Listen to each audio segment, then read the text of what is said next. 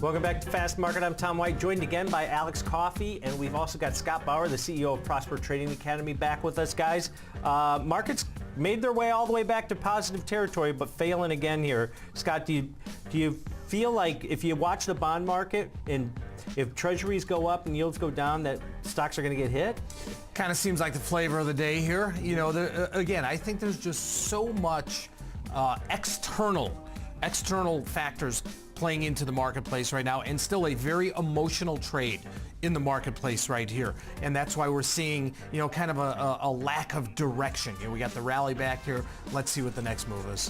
Yeah, I think it's interesting if you look at an intraday basis right now, you got the Russell up about 0.5%, and the rest of the major indices down, the Dow about unchanged. But I think that's a noticeably interesting, you know, divergence there. Yeah, and we've seen the actual opposite happen recently, because the Russell was down literally about 3.5% on Friday, was leading the overall market down.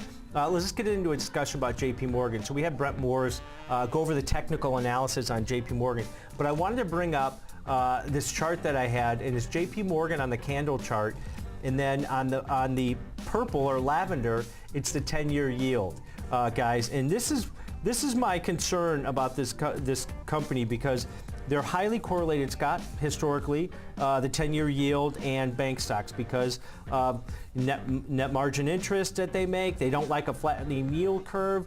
And I look at this chart and I go, boy, either one of these things has to kind of diverge, right?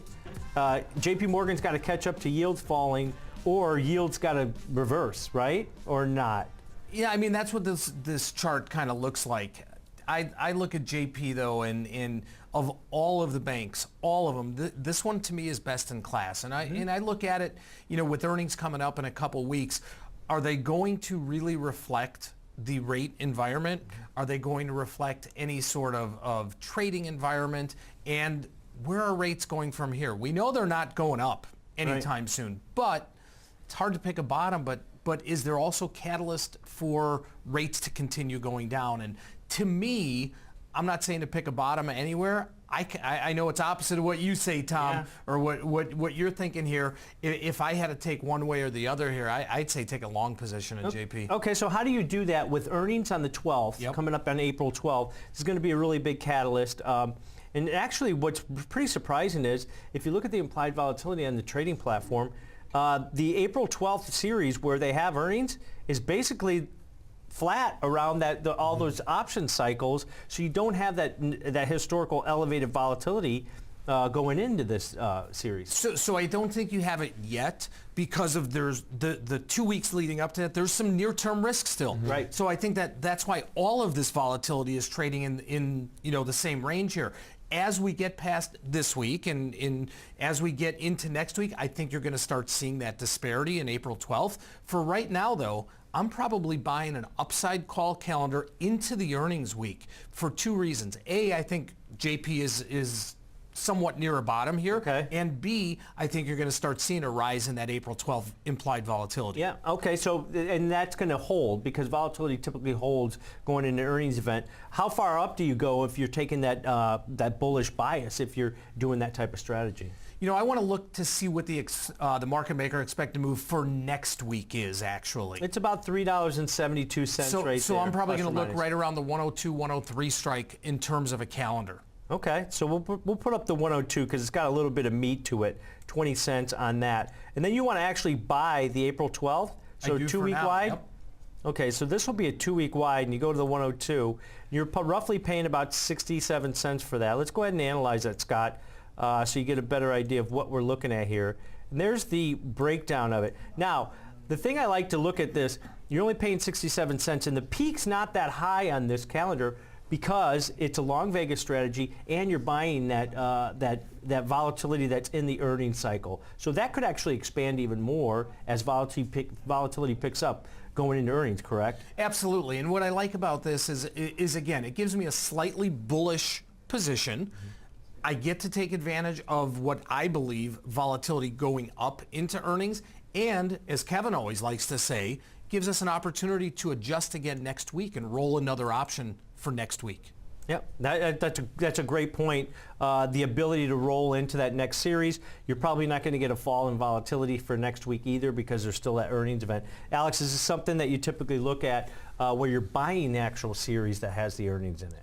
Yeah, especially if you wanted to get participate in that earnings trade too, because by the time you get there, you may actually have a position somewhat established for less, and you can do something in that series as well. Yeah, so we'll go ahead and duplicate that and put that in about 5 times. You got 67-cent debit. So we'll watch that, see if we can get a bounce in it. And I always look at it this way. Even if yields stay where they are and the overall market kind of pivots and turns higher, you'll probably get a little bit of reprieve for some of these banking stocks too if we get a rally or a reversal in the market, if we can get into positive territory.